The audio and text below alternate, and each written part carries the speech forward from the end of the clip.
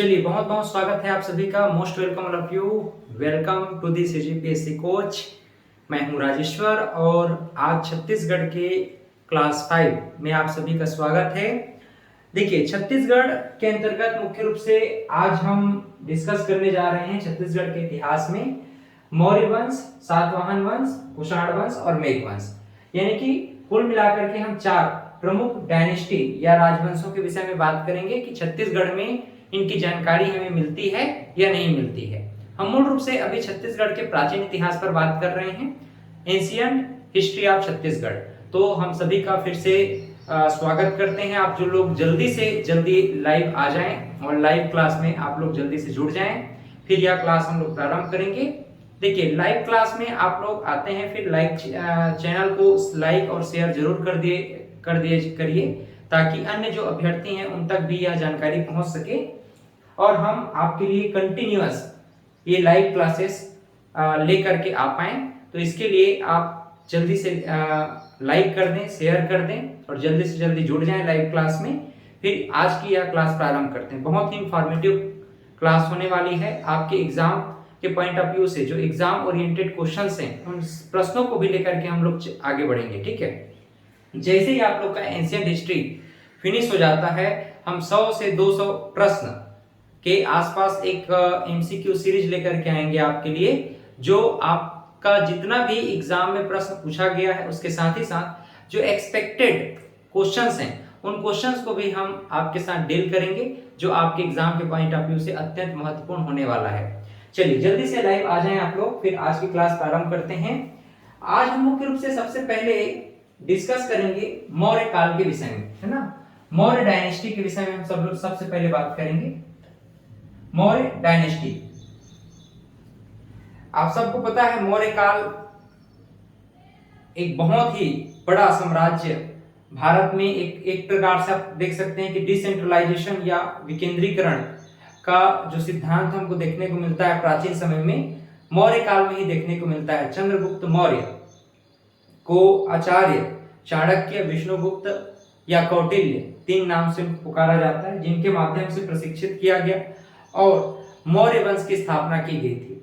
छत्तीसगढ़ में क्या मौर्य काल के विषय में जानकारी मिलती है? तो पहली बात तो मैं आपको स्पष्ट कर दूं कि छत्तीसगढ़ में जो नॉर्थ छत्तीसगढ़ है, यानी उत्तरीय छत्तीसगढ़, ठीक है, छत्तीसगढ़ में 2-3 बातें आप लोग स्पष्ट रूप से ध्यान में रखेंगे। छत्तीसगढ़ के संदर्भ में जब भी आपसे पूछा जाए कि नॉर्थ छत्तीसगढ़ के विषय में हमें जानकारी मिलती है, तो कोई स्पष्ट जानकारी नहीं है। ठीक है, ध्यान रखिएगा। एग्जाम में पूछा गया था नॉर्थ छत्तीसगढ़, तो नॉर्थ छत्तीसगढ़ के विषय में हमें जानकारी नहीं मिलती है कि यह मौर्य काल का हिस्सा रहा था या नहीं। लेकिन यहां आप देखते हैं कलिंग है। क्या है? कलिंग। ठीक है, तो कलिंग विजय के पश्चात, कलिंग मतलब क्या समझे? उड़ीसा। कलिंग का मतलब क्या है भाई? उड़ीसा।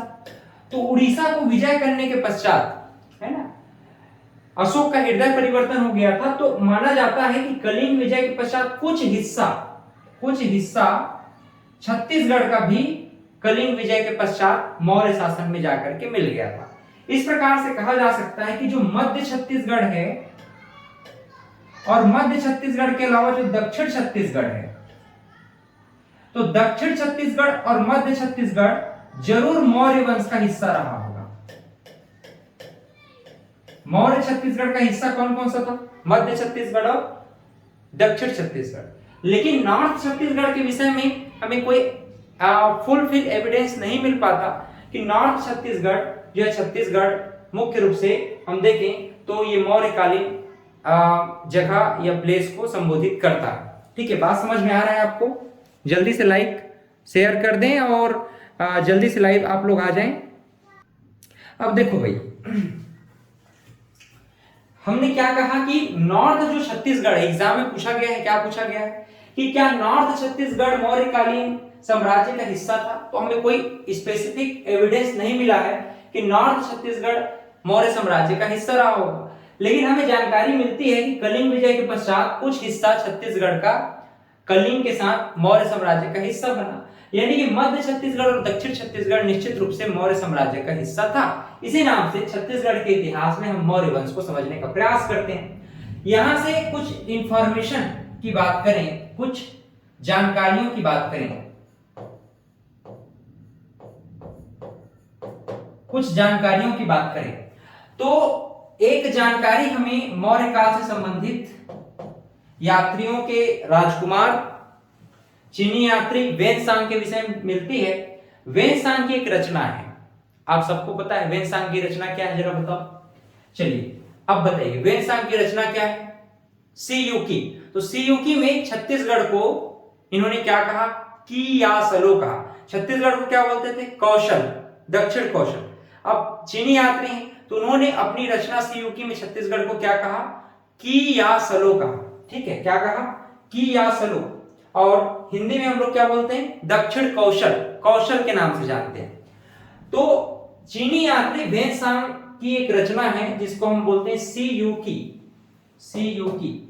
तो सीयूकी में छत्तीसगढ़ को इन्होंने क्या कहा है, कियासलो कहा है। और भी जानकारियां मिलती हैं क्या, निश्चित रूप से हमें और भी ढेर सारी जानकारियां मिलती हैं कि मौर्य साम्राज्य से संबंधित छत्तीसगढ़ में एविडेंसेस रहे हैं या नहीं। यह तो यात्रा वृत्तांत के विषय में हुआ। सरगुजा में कुछ अभिलेख हमें प्राप्त मिले हैं, हुए हैं, जो कि 400 से 200 ईसा पूर्व के मध्य माने जाते हैं, जहां पर हमें दक्षिण कौशल के बारे में जानकारियां प्राप्त होती हैं। ऐसा माना जाता है कि अशोक ने जब कलिंग विजय किया था, कलिंग पर आक्रमण किया था और कलिंग में इस प्रकार से इसी नाम से, तो उसके बाद कलिंग विजय जो उन्होंने किया तो क्या होता है कि उनका हृदय परिवर्तन हो जाता है। इतना खून खराबा देखते हैं अशोक, तो उसके बाद फिर उनका हृदय परिवर्तन हो जाता है, बौद्ध धर्म को स्वीकार कर लेते हैं। फिर भेरी घोष के जगह में बुद्ध घोष की घोषणा करते हैं। भेरी घोष का मतलब होता है युद्ध का शंखनाद, मतलब एक प्रकार से साम्राज्यवादी विचारधारा के व्यक्ति थे, मतलब सम्राट, चक्रवर्ती सम्राट। वैसे भी चक्रवर्ती सम्राट तो अशोक थे ही, लेकिन पूरे विश्व को जीत लेना चाहते थे। लेकिन हम देखते हैं कि जैसे ही कलिंग विजय उन्होंने किया, हर तरफ खून खराबा, हर तरफ खून खराबा। इसको देख करके उनके कुछ सखा संबंधी भी रहे हैं जो बौद्ध धर्म को अपना लिए थे, और देखा इन्होंने कि सब तरफ केवल खून ही खून है, इतना लोग मरे हैं, कोई मतलब उनके पैर पकड़ करके अपना प्राण निकाल छोड़ रहा है। तो इस प्रकार से देखा गया कि अशोक जो है ना, उनका हृदय परिवर्तित हो जाता है। वो कहते हैं कि नहीं, आज से भेरी घोष नहीं होगा। भेरी घोष मतलब युद्ध का शंखनाद मेरे राज्य में नहीं होगा, मेरे राज्य में बुद्ध घोष होगा। तो उन्होंने बौद्ध धर्म को अपनाया और बौद्ध धर्म को अपना करके सत आचरण के मार्ग पर चलने लग गए थे। तो उसी समय की बात है जब अशोक ने कलिंग विजय किया था। तो कलिंग विजय करने के पश्चात, उड़ीसा को विजय करने के पश्चात, यहां से कुछ हिस्सा छत्तीसगढ़ का कहां चला गया, मौर्य साम्राज्य के अधीन चला गया था। ठीक है, ये बात आप लोग ध्यान में रखेंगे भाई। चलो आगे बढ़ते हैं। There are some more information about Maurya dynasty. Maurya काल के संदर्भ में कुछ और भी जानकारियां, मौर्य काल के विषय में कुछ और भी जानकारियां, जैसे कि कुछ कॉइन्स की बात करें। कॉइन्स मतलब सिक्कों की अगर हम बात करें तो सिक्कों के संदर्भ में देखिएगा, जांजगीर चांपा की अगर बात करें, जांजगीर चांपा में अकलतरा और ठठारी, जांजगीर चांपा में दो प्रमुख प्लेस कौन से हैं, अकलतरा और ठठारी। वहीं अगर हम बात करें सारंगढ़ विलयगढ़ की, सारंगढ़ विलयगढ़ में सारंगढ़ और बरगांव ये प्रमुख प्लेस है। रायगढ़, सारंगढ़, विलयगढ़ में सारंगढ़ और बारगांव। रायपुर में आरंग, तारापुर और उड़ेला। रायपुर में कौन कौन से प्लेसेस हैं, आरंग, तारापुर और उड़ेला। जनरली माना जाता है कि प्रथम और सेकेंड, खास करके जो द्वितीय शताब्दी के लगभग यहां पर हमें पंचमार्क या आहत सिक्के प्राप्त हुए हैं। कहां से, रायपुर में, तारापुर, उड़ेला और आरंग से हमें पंचमार्क और आहत सिक्के भी प्राप्त हुए हैं, जो कि मौर्यकालीन समकक्ष माने जाते हैं, दूसरी शताब्दी के लगभग।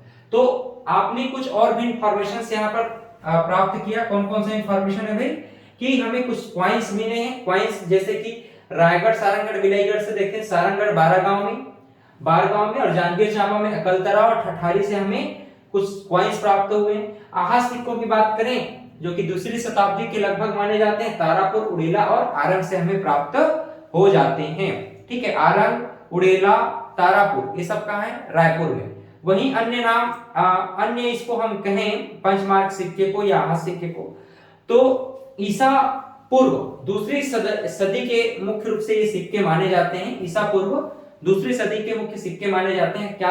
आहस सिक्के या पंचमार्क सिक्के।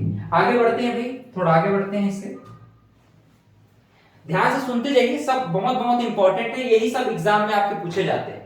मौर्य डायनेस्टी से संबंधित कुछ और भी इंफॉर्मेशंस हैं, लाइक यहां पर देखिएगा एक कोरिया को लेकर के चलते हैं हम, ठीक है, एक सरगुजा लेकर के चलते हैं, कोरिया और सरगुजा। सरगुजा में कुछ शैल चित्र हमें मिले हैं और सरगुजा में हमें यहां पर देखो, सरगुजा में हमें कुछ शिलालेख भी प्राप्त हुए। शिलालेख का मतलब क्या समझते हो? What do you mean by शिलालेख? कमेंट करके बताइए, what do you mean by शिलालेख? शिला का मतलब होता है पत्थर, लेख मतलब लेखन। तो पत्थरों में जो उकेर करके लिखा गया है, पत्थरों पर लिखा गया क्या कहलाता है? शिलालेख कहलाता है। ठीक है, पत्थरों पर लिखा गया क्या कहलाएगा? शिलालेख कहलाता है। और शैल चित्र का मतलब क्या है? शैल का मतलब, शिला का मतलब भी पत्थर, शैल का मतलब भी पत्थर। शैल चित्र मतलब पत्थरों में चित्र जो बनाया गया है उसे हम लोग शैल चित्र कहते हैं। तो रॉक पिक्चर आप कह सकते हैं इसे। देखो शब्दों में भी बहुत कंफ्यूजन हो जाता है, जो इंग्लिश मीडियम के स्टूडेंट हैं वो नहीं समझ पाते हैं, तो मैं कुछ टर्मिनोलॉजी इंग्लिश में भी यूज करूंगा ताकि आपको ध्यान में रहे। रॉक पिक्चर्स, ठीक है, तो शैल चित्र क्या है? रॉक पिक्चर्स है। वहीं अगर शिलालेख की बात करते हैं तो यहां पर रॉक स्क्रिप्ट है। रॉक स्क्रिप्ट मतलब शिलालेख। तो इस जो सरगुजा में जो शिलालेख हैं, सरगुजा में जो शिलालेख हैं वो हमें कहां कहां से जानकारियां मिली हैं? एक तो रामगढ़ की पहाड़ी से और जोगीमारा की गुफा से। ठीक है, ध्यान दीजिएगा, कहां कहां से जानकारी मिला है भाई? रामगढ़ की पहाड़ी से जानकारी मिला है, रामगढ़ की पहाड़ी से, और जोगीमारा की गुफा से। रामगढ़ की पहाड़ी और जोगीमारा की गुफा। ठीक, मुख्य रूप से इन शिलालेखों को किसने खोजा था सर्वप्रथम? 1848 में, 1848 में कर्नल आउस्ले। किसने खोजा है? कर्नल आउस्ले। किसने खोजा है? फिर से बोलो, कर्नल आउस्ले। तो मौर्य डायनेस्टी से संबंधित हम सरगुजा और कोरिया को लेकर के चल रहे हैं। सरगुजा में हमें कुछ शिलालेख प्राप्त हुए हैं, कुछ शैल चित्र प्राप्त हुए हैं। तो हमने देखा जी कि यहां पर जो शिलालेख है ना, शिलालेख है, शिलालेख हमें कहां से प्राप्त हो रहा है? रामगढ़ की पहाड़ी और जोगीमारा की गुफा से। इसकी खोज किसने की? 1948 कर्नल आउस्ले। अब आपको आईएमपी किसे करना है? इसे ही आईएमपी मान के चलना है, कर्नल आउस्ले। पहली बार तो मौर्यकालीन साक्ष्य में कहां से मिले हैं? तो आप क्या बोलोगे? मौर्यकालीन जो शिलालेख है कहां से मिले? सरगुजा से। सरगुजा में प्लेस अगर पूछा जाए तो आप ध्यान में रखेंगे रामगढ़ की पहाड़ी और जोगीमारा की गुफा। रामगढ़ की पहाड़ी में क्या है? जोगीमारा की गुफा है, तो रामगढ़ की पहाड़ी में जोगीमारा की गुफा। ठीक, तीसरा यहां पर जो प्रश्न बना है ऑलरेडी वह ये कि रामगढ़ की पहाड़ी में जोगीमारा की जो गुफा है इसमें कौन सी लैंग्वेज में शिलालेख हमें प्राप्त होता है? तो आप ध्यान में रखेंगे पाली। लैंग्वेज क्या है? भाषा क्या है? पाली। और कौन से स्क्रिप्ट में, कौन से लिपि में है? तो लिपि अगर पूछा जाए तो आप क्या बोलोगे? ब्राह्मी। ठीक, बहुत सारी लिपियां होती हैं, खरोष्ठी, ब्राह्मी, आर्मेनिक। तो आपको क्या ध्यान में रखना है? आपको ध्यान में रखना है ब्राह्मी। और ये आपके एग्जाम के पॉइंट ऑफ व्यू से इंपॉर्टेंट है, इसे भी आप आईएमपी लिख लो। तो मौर्यकालीन डायनेस्टी में हमें क्या प्राप्त हो रहे हैं? शिलालेख प्राप्त हो रहे हैं, सिक्के भी प्राप्त हो रहे हैं, शैल चित्र भी प्राप्त हो रहे हैं, मूर्तियां भी प्राप्त हो रही हैं। तो रॉक स्क्रिप्ट जो है यानी शिलालेख को सर्वप्रथम किसने खोजा था? तो 1948 में कर्नल आउस्ले ने। तो ये एक प्रश्न बन गया। दूसरा, रामगढ़ की पहाड़ी में जो जोगीमारा की गुफा है यहां पर हमें कुछ शिलालेख मिले हैं जो मुख्य रूप से किस भाषा में है, ये भाषा, तो कौन से भाषा में है, पाली भाषा में। कौन से भाषा में बताइए, पाली भाषा।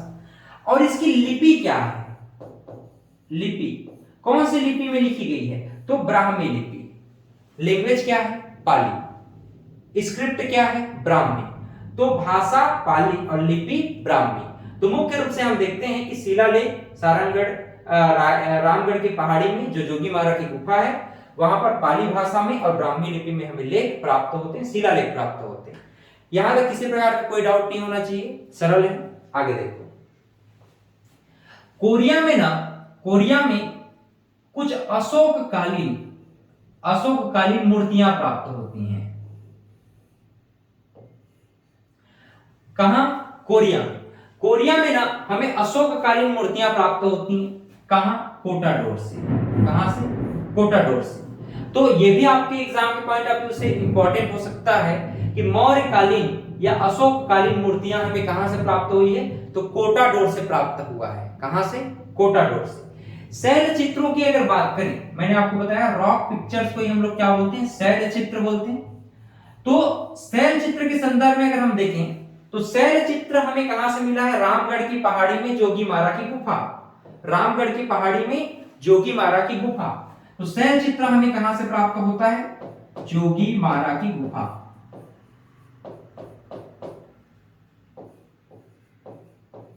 केव आप जोगीमारा आप कह सकते हो, यानी केव आप जोगीमारा यानी जोगीमारा की गुफा, रामगढ़ की पहाड़ी जोगीमारा की गुफा। तो हमें यहां पर शैल चित्र कैसा मिला है, प्रेम गाथा के रूप में। तो एक नर्तक है देवदत्त और नर्तकी सुतनुका, तो दोनों के प्रेम गाथा का वर्णन हमें प्राप्त होता है जोगीमारा की गुफा में, जो कि रामगढ़ की पहाड़ी में अवस्थित है। क्लियर, ये भी एग्जाम में कई बार पूछा गया है और ये भी आप ध्यान में रखेंगे, मौर्य डायनेस्टी के अंतर्गत ही इसे हम लोग समझना चाह रहे हैं, इसको भी जानना चाह रहे हैं। क्लियर है। यहां पर सिक्कों के संदर्भ में एक प्रश्न आपका जो बन सकता है, उसे आप लोग और नोट कर लीजिएगा। वो ये कि डॉक्टर नरेंद्रनाथ मिश्र ने यहां पर आहत सिक्के खोजे थे आरंग में। डॉक्टर नरेंद्रनाथ मिश्र, तो डॉक्टर नरेंद्रनाथ मिश्र जी के द्वारा आरंग में आहत मुद्राओं को खोजा गया था। एक्चुअल में आरंग में एक गांव है छोटा सा, इस गांव का नाम भी अगर आप चाहें तो याद रख सकते हैं, जैसे कि इसका गांव का नाम है गुजरा गांव। क्या है, गुजरा गांव, ऐसा याद रख सकते हो। मैं आरंग से गुजर रहा था डॉक्टर नरेंद्रनाथ मिश्र जी के साथ, तो मुझे आहत सिक्के प्राप्त हो गए, ऐसा बोल सकते हो। मैं आरंग से गुजर रहा था, मैं आरंग से गुजर रहा था डॉक्टर नरेंद्रनाथ मिश्र जी के साथ, तो मुझे पंचमार्क सिक्के या आहत मुद्राएं प्राप्त हो गई। तो आरंग में गुजरा गांव में डॉक्टर नरेंद्रनाथ मिश्र ने कौन से सिक्के प्राप्त किए भाई, आहत सिक्के प्राप्त किए। क्लियर है, यहां तक सबको समझ में आया। बाकी यहां आप ध्यान में रखेंगे सीता बिंगरा और जोगीमारा की गुफा बहुत बहुत इंपॉर्टेंट है। यहां पर जो सीता बिंगरा और जोगीमारा की गुफा है बहुत इंपॉर्टेंट है। सीता बिंगरा और जोगीमारा की गुफा बहुत बहुत इंपॉर्टेंट है। यहां से भी आपके एग्जाम में प्रश्न जनरली पूछे जाते हैं, तो इनको भी आप लोग ध्यान में रखेंगे। देखिए यहां पर थोड़ा सा और इंफॉर्मेशन हम लेना चाहते हैं मौर्यकालीन डायनेस्टी के संदर्भ में। मौर्य डायनेस्टी,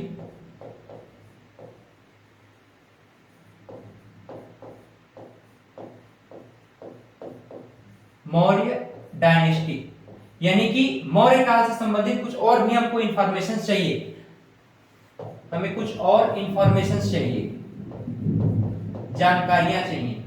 तो ये जानकारियां और क्या हो सकती हैं, ध्यान दीजिएगा। ये क्या है, सरगुजा। मैंने आपको डिवीजन में पूरे जो जिले हैं ना उसको हमने डिवीजन में यहाँ पर ब्लॉक कर दिया है, तो ये आपको ध्यान में रखना ही चाहिए। जैसे कि ये आपका क्या है, सरगुजा डिवीजन है, सरगुजा डिवीजन है। छत्तीसगढ़ में कुल कितने डिवीजन बताइए, छत्तीसगढ़ में कुल कितने संभाग, डिवीजन मतलब संभाग होता है ना, छत्तीसगढ़ में कुल कितने संभाग होते हैं, जल्दी से बताओ। ये जो है बिलासपुर डिवीजन है, ये आपका दुर्ग डिवीजन है, ये आपका रायपुर डिवीजन है, और ये आपका बस्तर डिवीजन है कि नहीं। तो कुल मिलाकर के छत्तीसगढ़ में कितने डिवीजन को बांटा, कितने डिवीजन में बांटा गया छत्तीसगढ़ को, कुल 5 डिवीजन में बांटा गया। आगे चल करके इस पर भी हम लोग बात करेंगे, पूरा जिला परिचय पढ़ेंगे तो एक एक जिलों को गहराई से पढ़ते हुए चलेंगे। देखो मौर्य डायनेस्टी से संबंधित कुछ और भी जानकारियां हमको जाननी चाहिए, जैसे केव आप जोगीमारा की बात करते हैं हम लोग, यानी कि जोगीमारा की गुफा, इसे हम कहते हैं जोगीमारा की गुफा।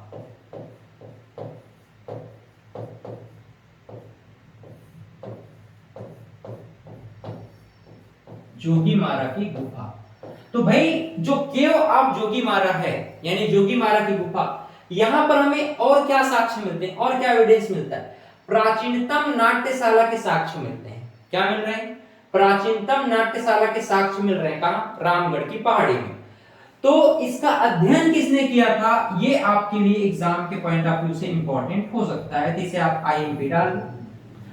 जब से रोज रोज हम लोग क्लास लेंगे तो आप लोग से एक रिक्वेस्ट है कि आप लोग कम से कम मैप बना कर रखना, मतलब एक जो वास्तविक मैप है अगर वैसा बना सकते हैं तो भी ठीक है, अदरवाइज नॉलेज के लिए आप इस प्रकार का मैप भी बनाना चाहें तो भी कोई गलत नहीं है, लेकिन आप अगर उस एक्चुअल डायग्राम में मैप बना सकते हैं तो और भी बेहतर है, आप उसी डायग्राम में मैप बना करके रखिएगा। कम से कम मैं पूरा का पूरा इतिहास हो चाहे भूगोल हो कोई सा भी सब्जेक्ट हो मैप में ही पूरा पढ़ाऊंगा। तो मैप में ही पूरा पढ़ेंगे इसका मतलब स्पष्ट है कि आपको क्या ध्यान में रखना है कि रोज कम से कम 5 मैप और 5 पेज आपको रखना है, उन 5 पेज में मैप के थ्रू हम लोग आगे बढ़ते जाएंगे। तो मैप में ही हम पूरा क्लासेस करते जा रहे हैं, ठीक है।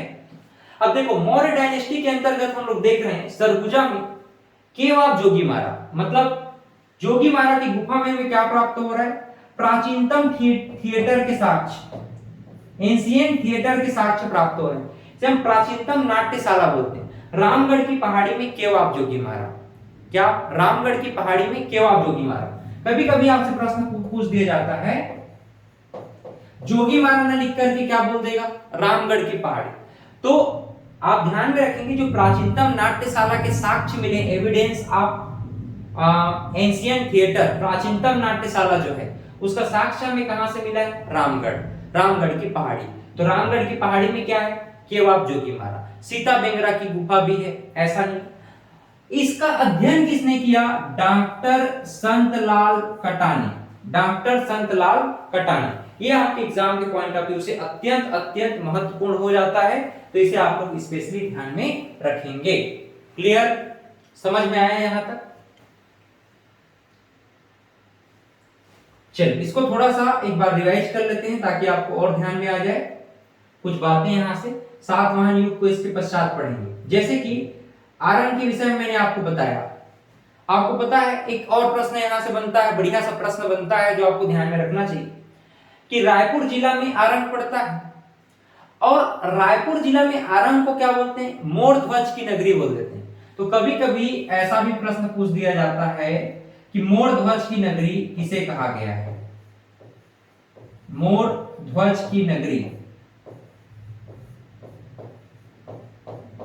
किसे कहा जाता है। तो मोर ध्वज की नगरी क्या है, आरंग है।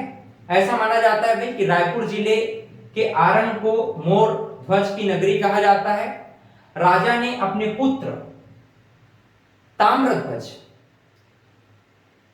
को आरे से मतलब कि काट दिया था, ऐसा कहा जाता है ना, मतलब ताम्रध्वज को आरे से छद्मवेदी सिंह के लिए काट दिया गया था, और आरे के एक अंग आरे से काटे जाने के कारण ही इस क्षेत्र का नाम क्या पड़ गया, आरंग पड़ गया। तो इसी नाम से इसे हम मोर ध्वज की नगरी कहते हैं। तो राजा मोर ध्वज की नगरी थी, और ताम्रध्वज को आरे से काट देने जाने के कारण जिस अंग को उसका काट दिया गया, तो उस नाम से इस नगरी का नाम क्या पड़ गया, आरंग पड़ गया, आरे से काट देने के कारण। ऐसी कहानियां हैं इसके संदर्भ में। जनश्रुतियों में ऐसा कहा जाता है, जनश्रुतियों में ऐसा भी कहा जाता है कि जो खल्लारी यानी महासमुंद में दुर्योधन ने एक लाक्षागृह बनवाया था, यानी कि लाख का महल बनवाया था। लाख, लाख मतलब लाक्षागृह इसको बोलते हैं। तो महासमुंद खल्लारी नामक स्थान में, महासमुंद यहां पर आप देखिए महासमुंद, तो महासमुंद नामक स्थान में दुर्योधन ने क्या बनवाया था? लाक्षागृह बनवाया था, लाख का महल बनवाया था। पौराणिक साहित्य में भी इस क्षेत्र में बहुत सारे नदी हैं, पर्वत हैं, इनका उल्लेख हमको मिलता है, पुराणों में भी इनकी जानकारी हमको प्राप्त होती है। तो उसके विषय में हम लोग धीरे धीरे आगे बढ़ते हुए इस पर डिस्कस करेंगे, बात करेंगे, ठीक है। चलिए आगे बढ़ते हैं। इसके बाद हम लोग देखना चाहेंगे स्पेशली सातवाहन वंश के विषय में कुछ महत्वपूर्ण जानकारियां। सातवाहन डायनेस्टी क्या है भाई? सातवाहन डायनेस्टी। सातवाहन डायनेस्टी मौर्य साम्राज्य के पतन के पश्चात हम लोग देखते हैं कि दक्षिण भारत में सातवाहन राज्य की स्थापना हुई थी। वहीं पूर्वी क्षेत्र में हम देखते हैं कि चेदी वंश का उदय हुआ था और दक्षिण कौशल का अधिकांश भाग सातवाहनों के प्रभाव में आ गया था। और इस प्रकार से हम लोग देखते हैं कि चेदी वंश के जो राजा थे खारवेल, तो उनके विषय में भी हम लोग पढ़ेंगे आगे चल करके। खारवेल वंश के विषय में छोटा सा जानकारी है, छोटा सा। तो चेदी वंश के जो राजा खारवेल हैं, उनके अंतर्गत एक पूरा क्षेत्र पूर्वी भाग संभवतः आ गया था छत्तीसगढ़ का। नॉर्थ साउथ ईस्ट वेस्ट तो आप लोग जानते ही हो, है ना, उसमें और बताने की जरूरत है फिर से, लेकिन देख लो यहां पर, आप देख लो थोड़ा सा, जैसे कि ये क्या है, नॉर्थ, साउथ, ईस्ट और वेस्ट। इसे हम उत्तर कहते हैं, ये दक्षिण है, और ये पूर्व है, और ये पश्चिम है। तो इसी क्रम में आप लोग ध्यान में रखना, कई बार समझ नहीं पाते हैं, नए विद्यार्थी होते हैं। तो जब भी मैप का अध्ययन करते हो ना, कोई भी मैप का अध्ययन करते हैं, मैप मतलब नक्शे का अध्ययन करते हैं, तो उत्तर दक्षिण पूर्व पश्चिम कुछ इसी प्रकार से आपको काउंट करना होता है। नॉर्थ, साउथ, ईस्ट और वेस्ट, उत्तर दक्षिण पूर्व पश्चिम। बात समझ में आ रहा है? तो हमने क्या कहा कि भाई जब मौर्य वंश का या मौर्य साम्राज्य का पतन हुआ, उसके बाद दक्षिण भारत में, स्पेशली दक्षिण भारत में, साउथ इंडिया में, दक्षिण भारत में कौन से राजवंश का अधिकार क्षेत्र बना? तो सातवाहन राज्य। कौन सा राज्य? सातवाहन राज्य का स्थापना किया गया। और पूर्वी क्षेत्र में हम लोग देखते हैं, पूर्वी क्षेत्र मतलब ये, पूर्वी क्षेत्र मतलब ये, पूर्वी क्षेत्र में कौन सा राजवंश? चेदी वंश। कौन सा वंश भाई? चेदी वंश। यहां दक्षिण भारत में कौन सा शासन आएगा? सातवाहन। पूर्व में चेदी वंश, ठीक है, पूर्व में चेदी वंश। और दक्षिण कौशल का अधिकांश भाग हम लोग देखते हैं, ये दक्षिण कौशल पूरा का पूरा, दक्षिण कौशल का अधिकांश भाग किसके अंदर में, किसके कंट्रोल में चला गया था? सातवाहन राजाओं के कंट्रोल में चला गया था। वहीं हम देखते हैं कि जो पूर्वी भाग था, खास करके ये पूर्वी भाग, खारवेल में जो चेदी वंश, खारवेल मतलब चेदी वंश में जो राजा खारवेल थे, चेदी वंश में जो एक प्रमुख राजा हुए, इस राजा का नाम क्या था? खारवेल। तो चेदी वंश के जो प्रमुख राजा है खारवेल, तो पूर्वी क्षेत्र खास करके किसके कंट्रोल में चला गया? चेदी वंश। मतलब कि एक प्रकार से जो उड़ीसा वाला भाग है, उड़ीसा, ठीक है, उड़ीसा वाला पार्ट है, और छत्तीसगढ़ में महासमुंद से लेकर इस तक उड़ीसा वाला पार्ट को हम लोग देखते हैं। तो ये किसके कंट्रोल में चला गया है भाई? ये चला गया है चेदी वंश। चेदी वंश के प्रमुख शासक कौन है? खारवेल। अगर हम देखते हैं पूरा का पूरा दक्षिण कौशल है, दक्षिण कौशल का अधिकांश भाग किसके कंट्रोल में आ गया? सातवाहन वंश के कंट्रोल में आ गया। कौन से वंश के पतन के पश्चात? तो मौर्य वंश के पतन के पश्चात हम देखते हैं कि छत्तीसगढ़ का जो अधिकांश भाग है, छत्तीसगढ़ का अधिकांश भाग, ये दक्षिण कौशल, उस समय आप दक्षिण कौशल कहेंगे, तो दक्षिण कौशल का अधिकांश भाग किसके कंट्रोल में जा रहा है? सातवाहन वंश के कंट्रोल में जा रहा है। पूर्व में हम देखते हैं, तो पूर्व में हमने देखा है कि पूर्व में चेदी वंश ने शासन किया। चेदी वंश में प्रमुख शासक थे खारवेल, तो उनके कंट्रोल में पूर्वी भाग रहा है। लेकिन इसके बावजूद जो दक्षिण कौशल का अधिकांश भाग किसके कंट्रोल में है? सातवाहन युग के कंट्रोल में है। किसके पश्चात? मौर्य वंश के पश्चात, पतन के पश्चात। बहुत ध्यान से समझिएगा चीजों को, मतलब one by one step by step हम लोग चल रहे हैं, है ना। सातवाहन युग को हम देखें तो लगभग 200 ईसा पूर्व से 60 ईसा पूर्व के लगभग या 72 ईसा पूर्व से 200 ईस्वी के लगभग इसको माना जाता है। शासकों की अगर बात करें तो यहाँ के जो शासक थे ना वो साम्राज्यवादी विचारधारा के थे। सातवाहन वंश को हम इंडियन हिस्ट्री में बहुत डिटेल में पढ़ते हैं। यहाँ पर हम कुछ जानकारियां जो छत्तीसगढ़ में एविडेंसेस मिले हैं उन्हीं जानकारियों को बस पढ़ेंगे। ये जो सातवाहन युग है ना, सातवाहन युग, तो सातवाहन युग में जो शासक थे अपने आप को ये साम्राज्यवादी विचारधारा के मानते थे। मतलब वास्तव में इनका जो नेचर क्या था, साम्राज्यवादी था। साम्राज्यवाद का मतलब क्या समझते हो? साम्राज्यवाद अपने राज्य का विस्तार करते रहना। अब हमारा भारत देश की अगर बात करें, इंडिया की बात करें, तो इंडिया में जैसे छत्तीसगढ़ की बात कर रहे हैं तो छत्तीसगढ़ का एक टेरिटरीज है, एक सीमा रेखा है। उस सीमा रेखा से हम आगे नहीं बढ़ सकते, ठीक है। भारत को कहा जाता है ना कि भारत देश भले से ही गणराज्य में बटा हुआ है, छोटे छोटे राज्यों में बटा हुआ है, फिर भी यह अखंड है। अपने आप को तोड़ करके अपने आप को भारत से अलग नहीं कर सकता। संघवाद की यही परिभाषा है। संघवाद फेडरेशन का मतलब क्या बोलते हैं? संघवाद मतलब कि भारत में अनेक राज्य हैं लेकिन ये राज्य भारत से खुद को अलग नहीं कर सकते। इसी को अखंड भारत कहा जाता है, इसी को संघवाद कहा जाता है, फेडरेशन कहा जाता है। भारत भले से अनेक राज्यों में बटा हुआ लेकिन फिर भी भारत अखंड है, इसे तोड़ा नहीं जा सकता। क्लियर? साम्राज्यवादी विचारधारा का मतलब क्या समझे कि ये जो सातवाहन वंश है ना अपने राज्य का विस्तार करते करते यहाँ दक्षिण भारत से कहां तक पहुंच गए थे? जबलपुर तक पहुंच गए थे।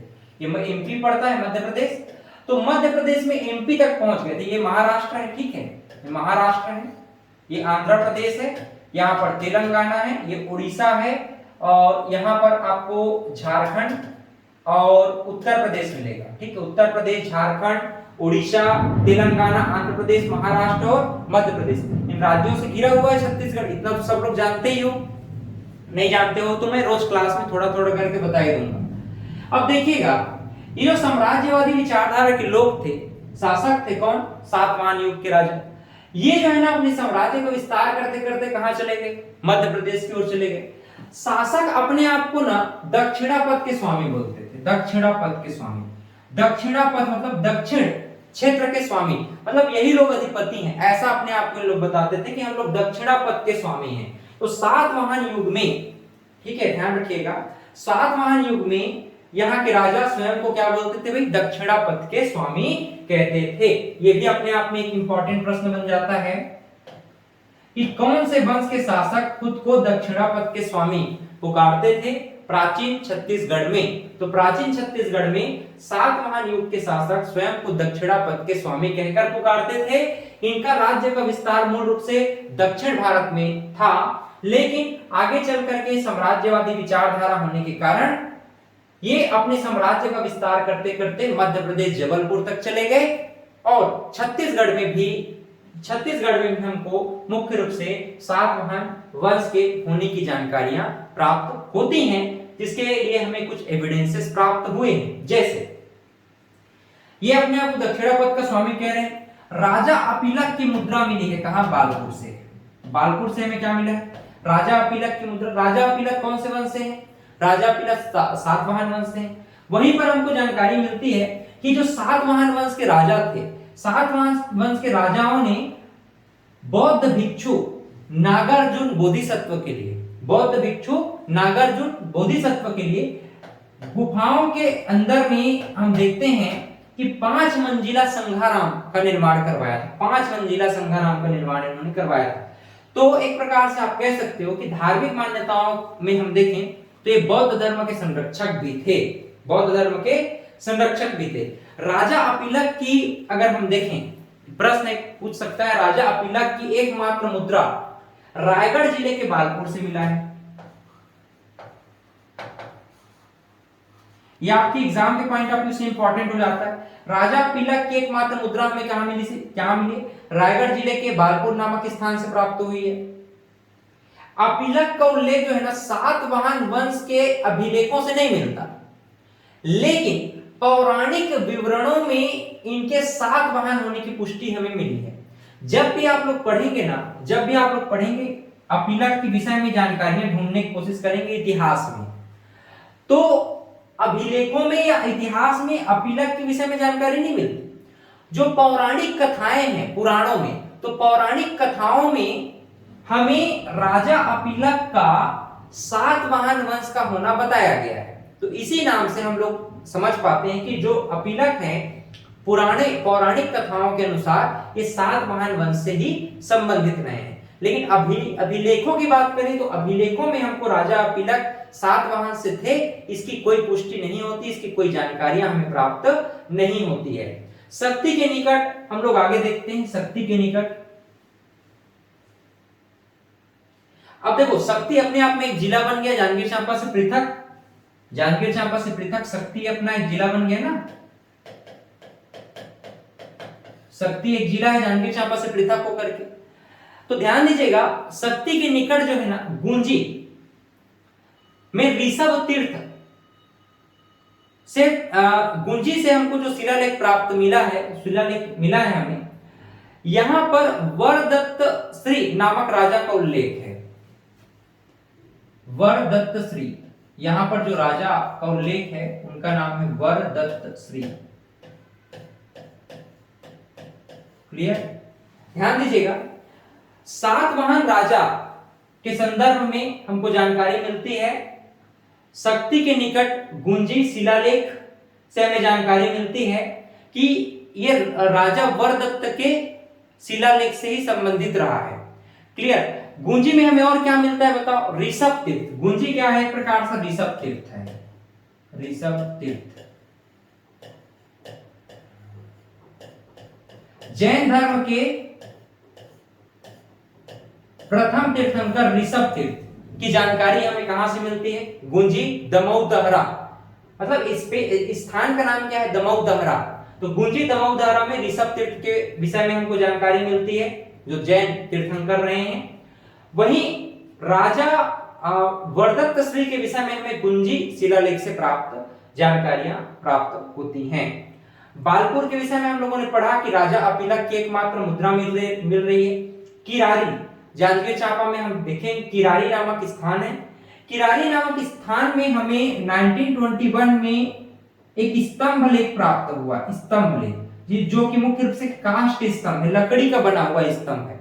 होता क्या है ना, गांव में जो पुराने तालाब हुआ करते थे वहां पर कुछ स्तंभ वगैरह को तालाब की गहराई मेजर करने के लिए लगा दिया जाता था या कुछ मान्यताओं में लगा दिया जाता था।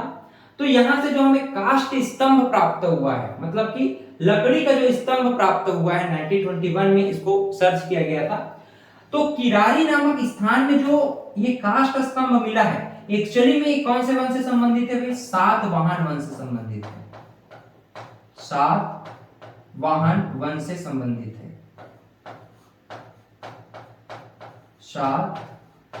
सातवाहन वंश से संबंधित है। इसको भी वर्तमान में कहां रखा गया है? महंत घासीदास संग्रहालय। आप लोग कमेंट करके मुझे बताओ, महंत घासीदास संग्रहालय रायपुर में तो है, रायपुर में कहां पर है?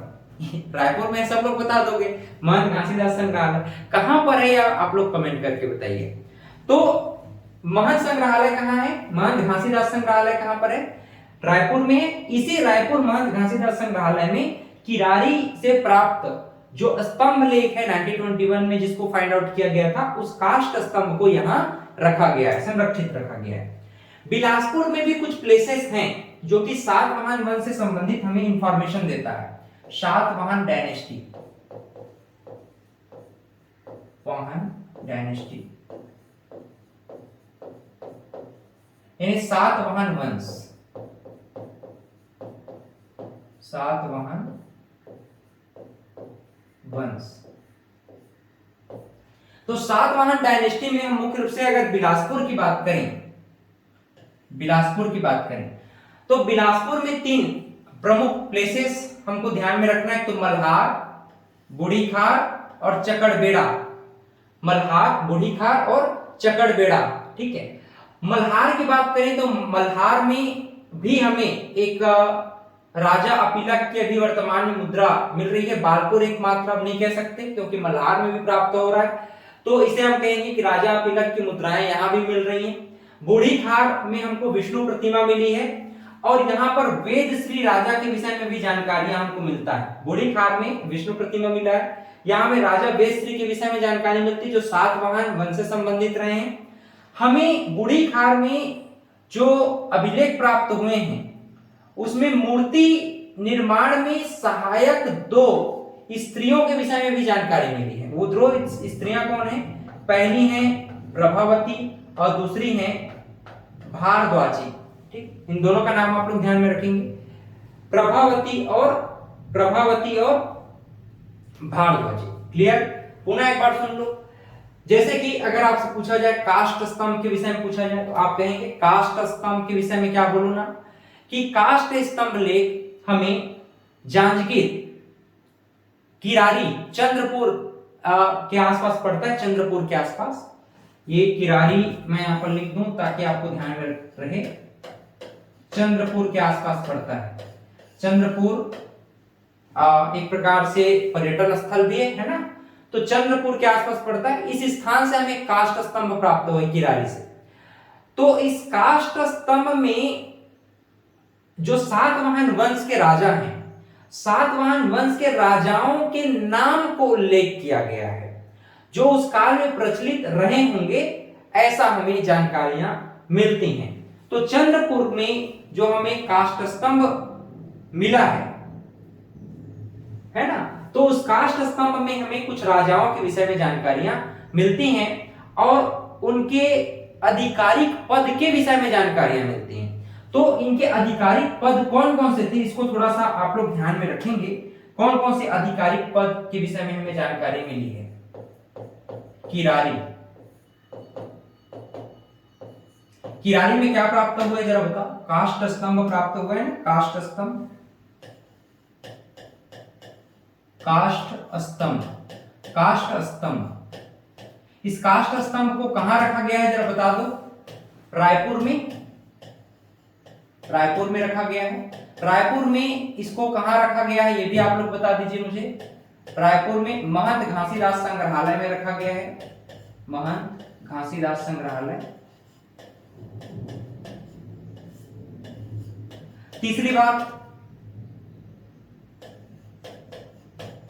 बात यहां पर ध्यान में रखना, ये जो महंत घासीदास संग्रहालय रायपुर में काष्ठ स्तंभ को रखा गया है, ये कौन से वंश से संबंधित है? सातवाहन वंश से संबंधित है। सातवाहन वंश से संबंधित है। चौथी बात ध्यान में रखना है, इस काष्ठ स्तंभ में हमें सातवाहन वंश से संबंधित अधिकारियों के विषय में जानकारी मिली है। सातवाहन वंश से संबंधित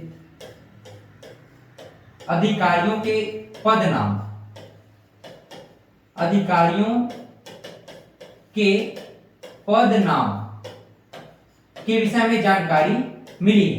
जैसे कि बहुत सारे पद नाम हैं, जैसे लाइक सेनापति के विषय में जानकारी मिली है, सेनापति लिखा हुआ है। और भी बहुत सारे अधिकारी जैसे प्रतिहार, रक्षिक, गोमांडलिक, रक्षिक, गोमांडलिक,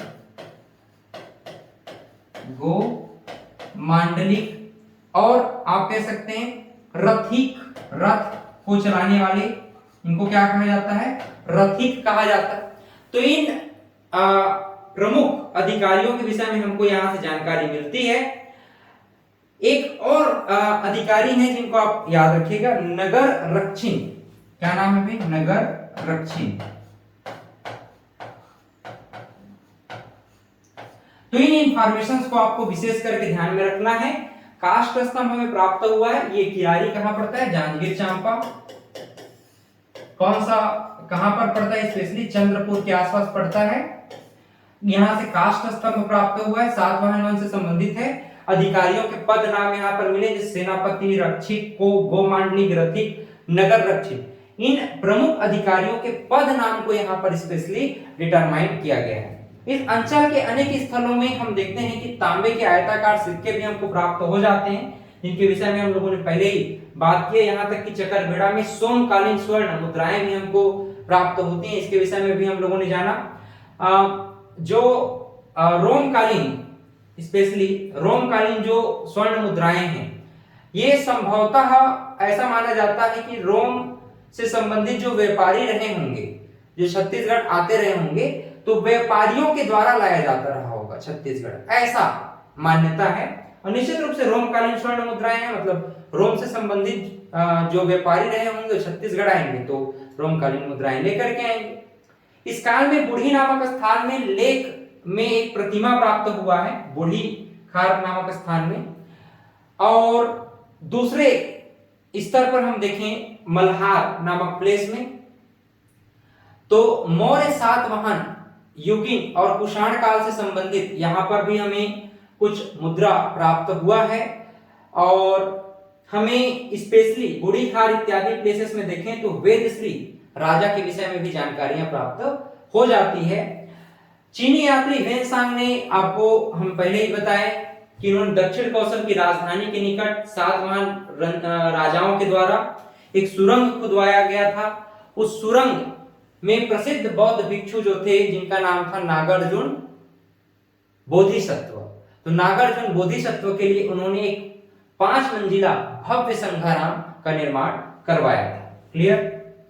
5 मंजिला प्रमुख रूप से संघाराम का निर्माण इन्होंने करवाया था। और भी ध्यान दीजिएगा, यहां से एक आध और बातें जो आपको एग्जाम में हेल्पफुल कर सकता है। ये जो है सातवाहन वंश से ही संबंधित है, सातवाहन वंश से ही संबंधित है। यहां पर भी कुछ बातें आपको हेल्पफुल होगा आपके एग्जाम के पॉइंट ऑफ व्यू से। जांजगीर चांपा में गुंजी वाला प्लेस तो आप लोग जानेंगे, दमऊ दहरा नाला चट्टान लेक, गुंजी शिला लेक। इसकी भाषा क्या है? प्राकृत है। ये आपका एग्जाम में इंपॉर्टेंट है। गुंजी शिला लेक, इसकी भाषा क्या है ये पूछ सकता है, तो आप कहेंगे प्राकृत। उल्लेख की बात करें यहां पर तो सातवाहन राजा वरदत्त श्री के विषय में जानकारी मिली है। वरदत्त श्री जो है ना, सातवाहन राजा थे वरदत्त, तो राजा वरदत्त वर्मन या वरदत्त श्री के नाम से इनको पुकारते हैं। तो राजा जो वरदत्त है, ये अपना उम्र बढ़ाना चाहते थे। अब ब्राह्मणों ने कहा कि हमको तुम क्या दो, दान दे दो। क्या दान दो? उस समय गाय का बहुत अधिक महत्व था। तुम हमें 1000 गाय दान दे दो, तुम्हारा उम्र बढ़ जाएगा। और कहा जाता है पुराणों में कि 1000 गाय इन्होंने दिया और कुछ समय बाद इनकी मृत्यु हो गई।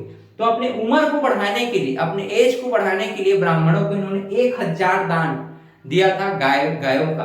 ब्राह्मणों ने कहा कि 1000 गाय हमको आप दान दे दो, ठीक है, गिफ्ट करो, तो हम आपके लिए यज्ञ करेंगे और आपका उम्र चिरकाल तक बढ़ जाएगा और ये चिरकाल में समा गए। तो इस प्रकार से हम देखते हैं कि कुछ प्रमुख प्लेसेस रहे हैं जो कि सातवाहन वंश से संबंधित रहे हैं। इसके पश्चात हम बात करना चाहेंगे कुषाण वंश की। कुषाण वंश से संबंधित भी छत्तीसगढ़ में कुछ जानकारियां हमें प्राप्त हुई हैं, उन जानकारियों को हम आपके साथ साझा कर रहे हैं। जैसे सातवाहन काल के जो समकालीन शासक रहे हैं वो कौन है? कुषाण वंशीय रहे हैं। तो ध्यान दीजिएगा, ये जो है ना मुख्य रूप से हम देखें तो सातवाहनों के समकालीन थे, सातवाहनों के समकालीन,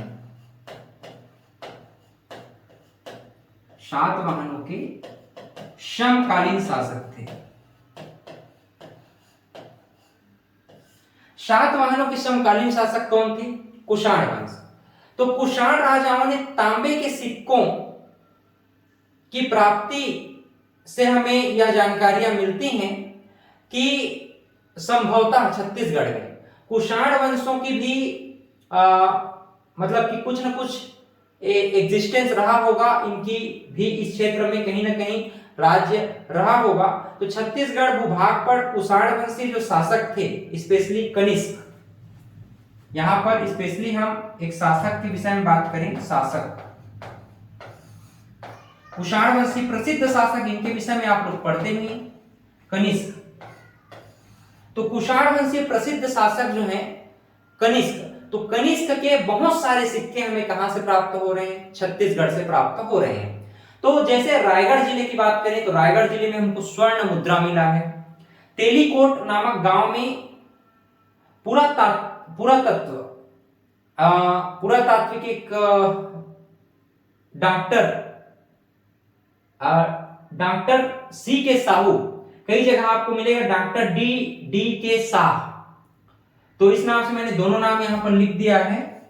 दोनों नाम में कोई भी नाम आपसे पूछा जाए तो आप ध्यान में रखेंगे। अगर डॉक्टर डी के साहू पूछता है तो तेलीकोट नामक गांव में डॉक्टर डी के साहू के द्वारा, खरसिया के आसपास पड़ता है ना तेलीकोट, तो स्वर्ण मुद्राओं को सर्च किया गया, फाइंड आउट किया गया। कोरबा में भी स्वर्ण मुद्राएं हमें प्राप्त हुई है। डॉक्टर डी के साथ ऐसा भी पूछा जाए तो कंफ्यूज नहीं होइएगा, अगर ये पूछा जाएगा या फिर डॉक्टर डी के साथ पूछा जाएगा। ठीक, वहीं अगर बिलासपुर की बात करें तो बिलासपुर में भी हमें तांबे के सिक्के प्राप्त होते हैं और बिलासपुर जिले में कुषाण वंशी राजाओं के तांबे के सिक्के प्राप्त होने से यह प्रमाणित हो जाता है कि कुषाण वंशीय शासकों का भी छत्तीसगढ़ पर कहीं ना कहीं प्रभाव था। कुषाण वंशी शासकों का भी छत्तीसगढ़ पे कहीं ना कहीं प्रभाव था। ठीक है, देखो सातवाहन राजाओं के पश्चात दक्षिण कौशल में ना मेघ नाम का एक वंश जो है वह स्थापित हुआ। सातवाहन वंश के पश्चात छत्तीसगढ़ में हम देखते हैं, इसको हम छत्तीसगढ़ ना के उस समय क्या बोलते थे, इसको दक्षिण कौशल बोलते थे। दक्षिण कौशल, कंफ्यूज होने की बात ही नहीं है। दक्षिण कौशल में मेघ नामक वंश, कौन सा वंश है, एक वंश है, इस वंश का नाम क्या रखा गया, मेघ वंश।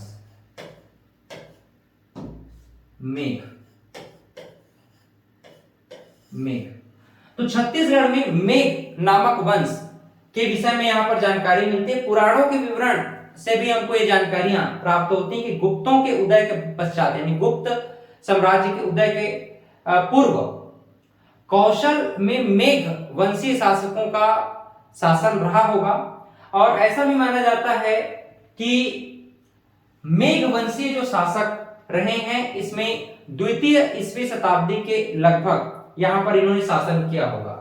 यहां इन्होंने ना दूसरी शताब्दी में लगभग यहां शासन इन्होंने किया होगा। इंफॉर्मेशन में हम देखें तो मेघवंशीय शासक यममेघ के विषय में हमको जानकारियां यहां से मिल जाती हैं। तो इस प्रकार से आज हमने जानने का प्रयास किया मौर्य वंश और मौर्य वंश से संबंधित प्रमुख प्लेसेस कौन कौन से रहे हैं।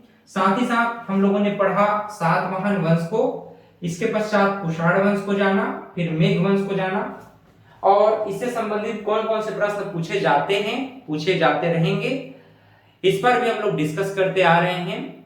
जैसे ही प्राचीन इतिहास आपका फिनिश हो जाता है उसके बाद हम लगभग 100 पूछे गए प्रश्न और संभावित जो प्रश्न आएंगे आपके उन सभी प्रश्नों को संकलित करके एक टेस्ट के रूप में या फिर यूं कह सकते हैं एक क्लास के रूप में आपके लिए लेकर के आएंगे। 2 से 2.5 घंटे का भी लंबा क्लास हो सकता है, तो उसमें हम पूरे जो क्वेश्चन है, इंपॉर्टेंट क्वेश्चन है, उसको आपको सॉल्व करा देंगे। क्लियर? तो उम्मीद करता हूं कि ये क्लास आपको समझ में आया होगा।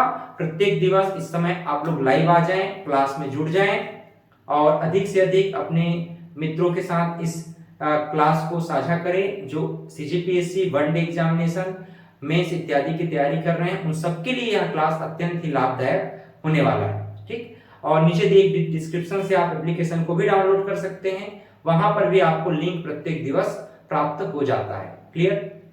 So thank you very much. मिलते हैं फिर से एक नए अध्याय में, तब तक के लिए बहुत बहुत धन्यवाद। Have a great day.